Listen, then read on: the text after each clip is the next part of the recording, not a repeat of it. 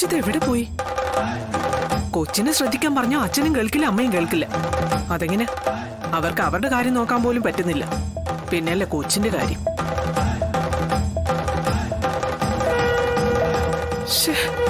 ഇവിടെയൊന്നും കാണുന്നില്ലല്ലോ.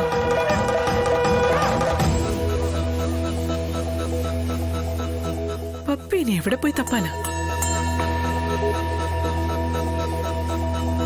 ഇപ്പൊ പറയാൻ പറ്റിയ അവസര. ഒരാളും കൂടെ ഇല്ല, സത്യമ മാത്രമേ ഉള്ളൂ. ഇത് തന്നെ അവസരം. ശാലിനി, നീയും നിന്റെ അനിയത്തി ശ്യാമയും തീർന്നടി.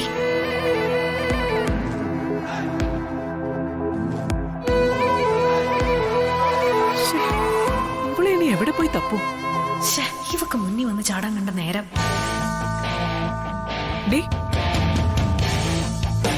നിന്റെ മോളെന്തേ?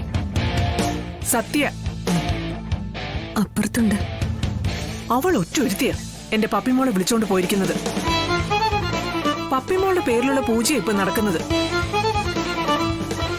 അതിനാ പപ്പിമോൾ ഇവിടേക്ക് കൊണ്ടുവന്നിരിക്കുന്നത്, അല്ലാതെ നിന്റെ മകളുടെ കൂടെ കൂട്ടുകൂടി നടക്കാൻ വേണ്ടിയല്ല. അവര് രണ്ടുപേരും കൂടി ഒന്നിച്ചെവിടെയെങ്കിലും ഇരിക്കുന്നുണ്ടാവും. കുട്ടികളല്ലേ, അവർക്കറിയില്ലല്ലോ ഇതിന്റെ പ്രാധാന്യവും മറ്റും. കുട്ടികൾക്ക് അറിയില്ലെങ്കിൽ മുതിർന്നവര് പറഞ്ഞു കൊടുക്കണം, അല്ലാതെ ഇങ്ങനെ ചടങ്ങ് മുടക്കാനല്ല നോക്കേണ്ടത്. സത്യാമ്മേ, പപ്പിമോള് ഞങ്ങളുടെയും മോള. അവളുടെ നല്ലതിന് വേണ്ടി അത് ചെയ്യുന്നതെന്ന് എനിക്കും അറിയാം, സത്യാമ്മയ്ക്കും അറിയാം. അപ്പൊ പിന്നെ ഞങ്ങളായിട്ടത് മുടക്കാൻ നോക്കൂ.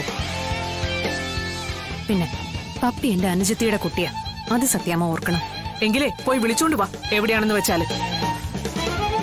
അവിടെ ഹോമം നടക്കുന്ന സ്ഥലത്ത് എനിക്ക് എന്റെ കൊച്ചിനെ വേണം. ദേ അങ്ങ് കൊണ്ടുവന്നേക്കണം. എന്നെ ഇനി നടത്തിച്ചേക്കരുത്.